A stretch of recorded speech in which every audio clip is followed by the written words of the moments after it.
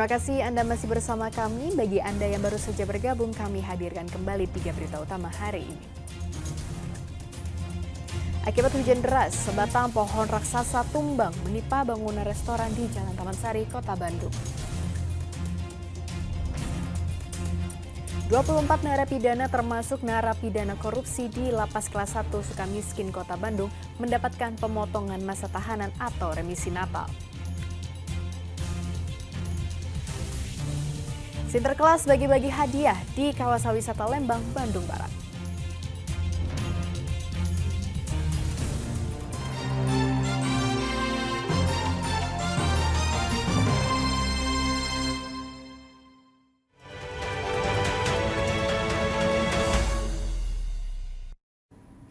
Surat suara pemilu 2024 mendatang mulai didistribusikan ke setiap daerah, salah satunya ke Kabupaten Ciamis. 2 jenis surat suara yang tiba yakni Pilpres dan DPD, sedangkan untuk DPR akan menyusul.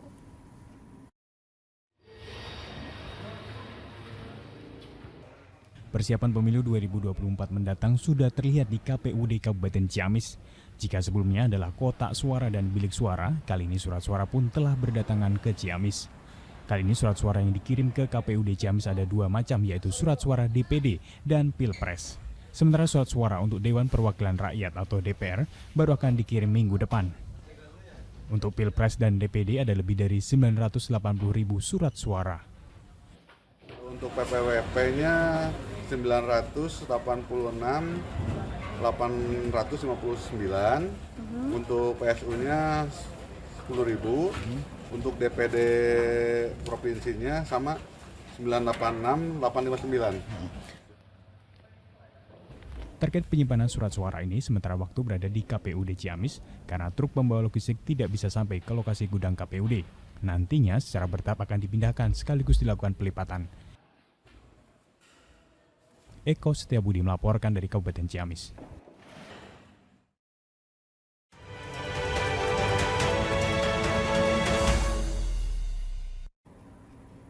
Pernahkah Anda mendengar cerita rakyat Baridin Suratminah? Ya, cerita rakyat asal Cirebon itu memiliki kisah yang nyaris 11-12 dengan kisah cinta Romeo dan Juliet. Kini cerita rakyat itu tengah digarap untuk tayang di layar lebar.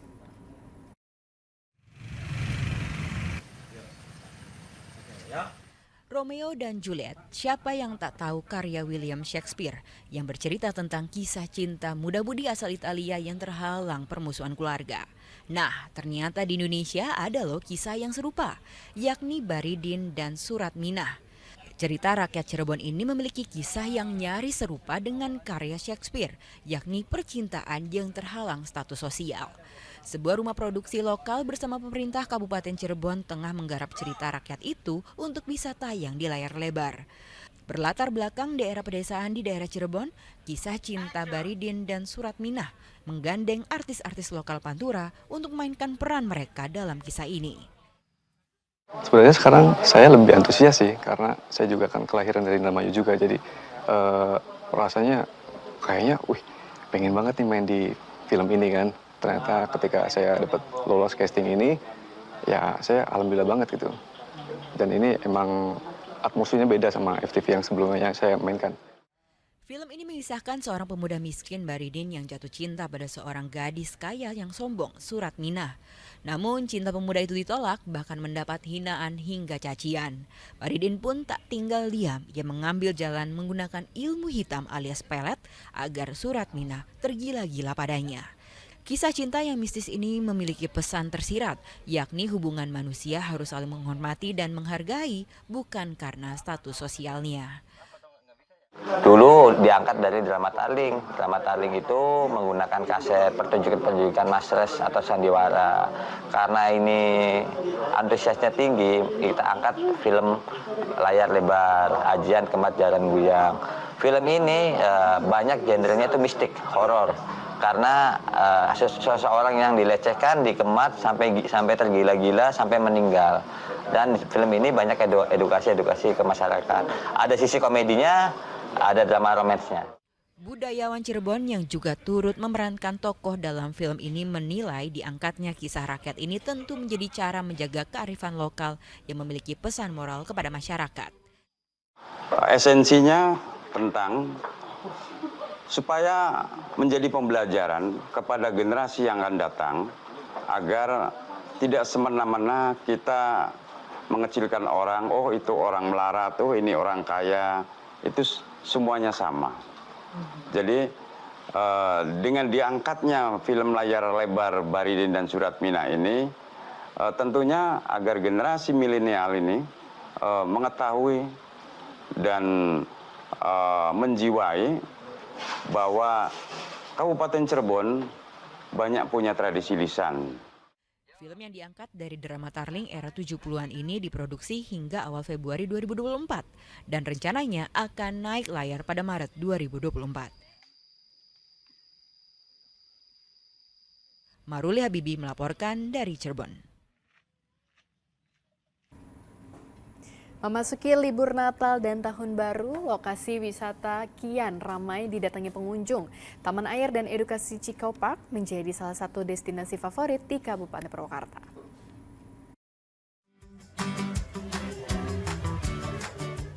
Momen liburan Natal dan Tahun Baru, peningkatan jumlah pengunjung pun terus terjadi. Salah satunya di wisata alam Cikau Park di Kecamatan Sukatani, Kabupaten Purwakarta. Berbagai wahana ditawarkan di lokasi ini, salah satunya yang menjadi favorit pengunjung yaitu waterpark. Berbeda dari yang lain, di sini pengunjung dapat menikmati berbagai area kolam, mulai dari kolam untuk balita, anak, dan dewasa. Yang tak kalah seru lainnya, pengunjung bisa main di hamparan pasir pantai putih buatan, juga dengan kolam ombaknya. Tak hanya itu, tempat wisata dengan luas 10 hektar ini dilengkapi suguhan wisata edukasi, yaitu mini zoo. Beragam satwa dapat dijumpai dan berinteraksi dengan pengunjung. Tapi kalau dibandingkan dengan hari-hari yang lainnya, sudah terlihat beberapa persen peningkatan lonjakan pengunjung ya untuk Cikau Park sendiri. Untuk Cikau Park khususnya, pengunjung sebagian besar dari luar kota. Terutama Bekasi dan Bandung tentunya ya. Karena mungkin aksesnya juga yang paling dekat dengan kedua kota tersebut. Kita ada fasilitas waterpark yang utama, kemudian ada wahana edukasinya seperti Taman Satwa, dan juga ada tempat swafoto kita namanya Rumah Ilusi. Wisata ini bisa menjadi destinasi liburan keluarga di penghujung tahun ini. Untuk tiket masuk pintu utama, pengunjung dikenakan biaya Rp20.000. Sedangkan tiket bermain di waterpark sebesar Rp50.000 per orang.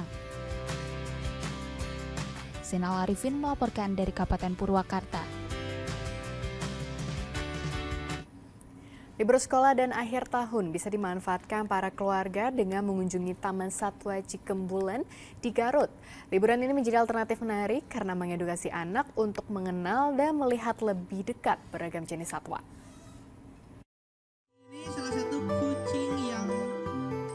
Objek wisata ramah anak jadi alternatif destinasi wisata saat libur sekolah Natal dan Tahun Baru kali ini. Salah satunya Taman Satwa Cikembulan di Kecamatan Kadung Ora, Garut. Wisata edukasi satwa menjadi primadona bagi wisatawan lokal maupun regional. Ratusan jenis satwa ada di sini, mulai dari singa Afrika, buaya, hingga beragam jenis burung.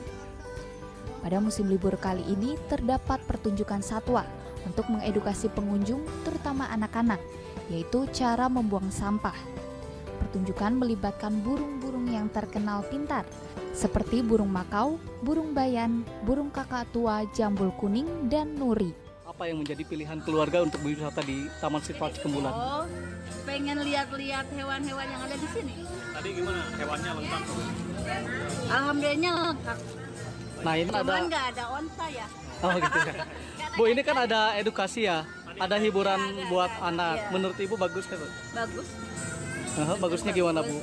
Jadi orang-orang pada tahu gimana gitu. Itu bisa dipelihara dengan baik. Oke, malah bisa dilatih gitu ya. Iya.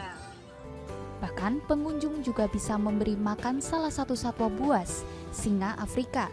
Dengan didampingi petugas, pengunjung bisa memberi makan singa dengan potongan daging menggunakan alat khusus. Ini kita ada feeding singa, ngasih makan singa bisa dilakukan oleh pengunjung.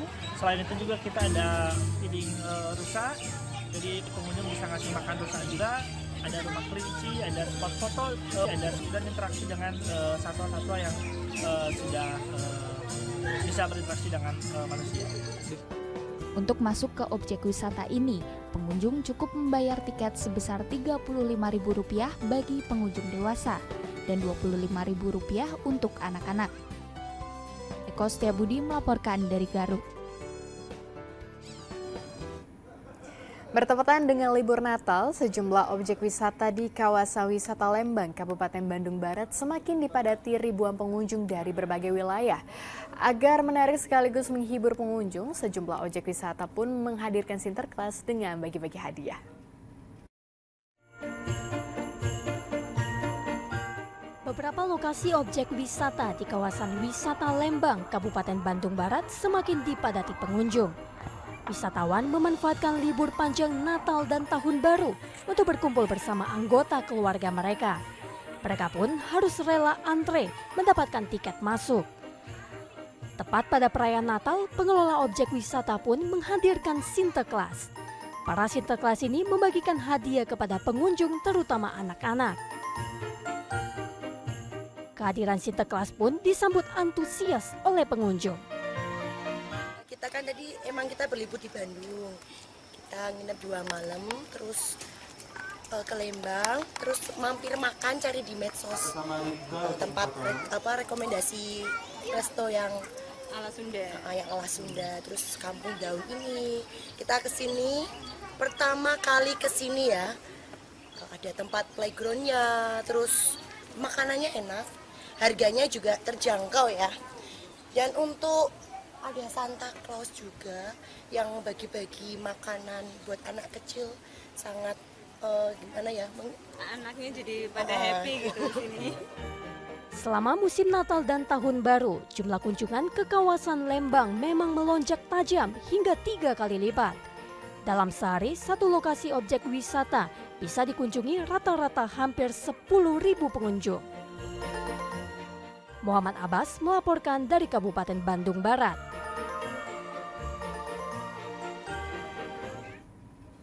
Informasi tadi mengakhiri jumpa kita. Atas nama rekan yang bertugas, saya Cira Caniago mengucapkan terima kasih atas kebersamaan Anda. Selamat beraktivitas dan sampai jumpa.